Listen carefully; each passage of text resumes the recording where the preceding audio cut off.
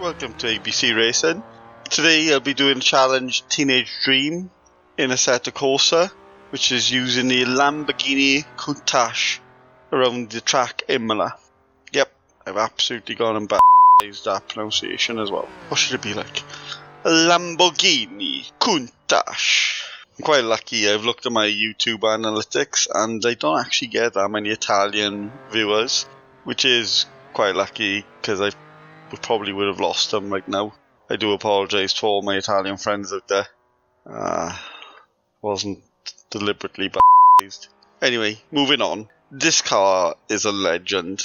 I mean, it came out in 1983, and I do genuinely remember thinking this was like something from the future, and it just looked amazing at the time. How things change. Well, I picked this challenge because of the car, and I thought, I know Imola, let's do it. Yeah, it's not a great car to drive. It's quite tricky. It's really difficult. It wants to spin all the time. The main problem with the car is it's powerful, but it's heavy, and it takes about 3 years to stop. And to get the lap time on this challenge, I didn't really think I earned it.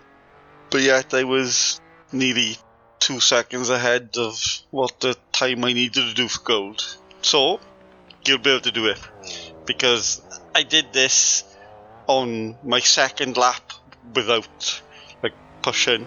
And you'll easily be able to do it. Just, you've got to learn the car and be able to stay on the track. That's all you need to do really. So let's get into the hot lap.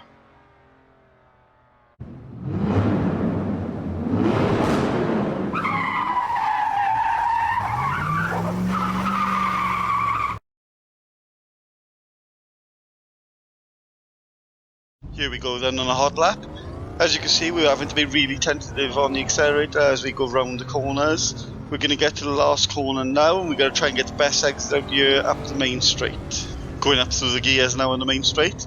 We're only going to get into 4th, we're not even going to get into 5th in this car. Just want to let you know as well, normally I record my sessions in VR, but for some reason the recording didn't work properly. I think I had set it to 1080p instead of my native display, so I've recorded this from the replay. Braking heavily now at the 250 brake marker board for the first chicane. It's a left-right chicane. You need to get down into second, but you need to have the speed right of the car before you turn. Accelerating out to the chicane, we're going to have a left kink here.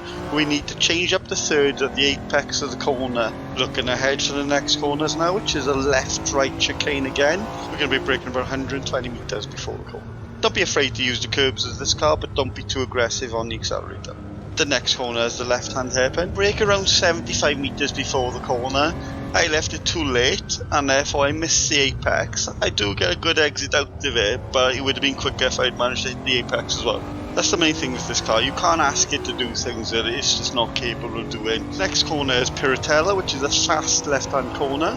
Brake in now, keep the car in a straight line. You want to try and clip the inside curb as you go through the apex. Going down to Aqua Minerale now. Quite tricky in this car. We need brake around 80 metres before the first corner. Scrubbing off the speed as you go through the corner. Braking again for the second right-hander. Go down into second. Try and use as much of the inside curb as you can. Accelerate hard now. We're looking ahead for the Variante Alta, which is a right-left chicane.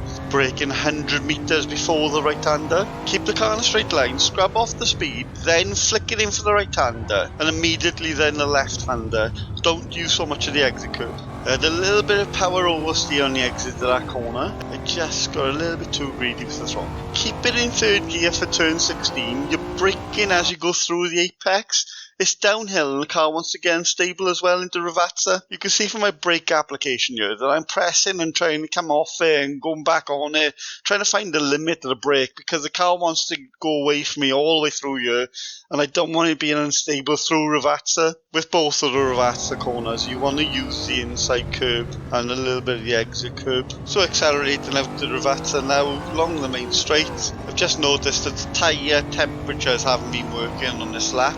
That's because I've recorded it from a replay.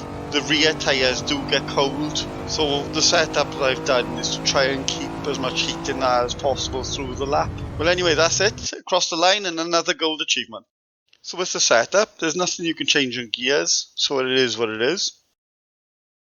With tyres, we got the semi-slicks on, with pressures in the front being 28 and the pressures in the rear being 32.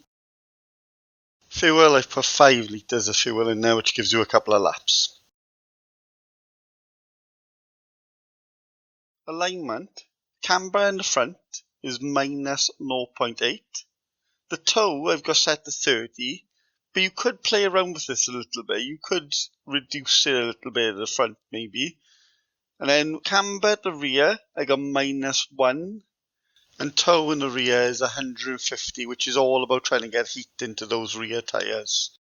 Generic, I've left the brake power at 100% and you don't want to reduce that. It already takes about 3 miles to slow this car down. Thanks for watching. I know this video probably wasn't the most exciting because this car needs you to be smooth and controlled and gentle with it to get the lap time rather than sort of rallying it around the track.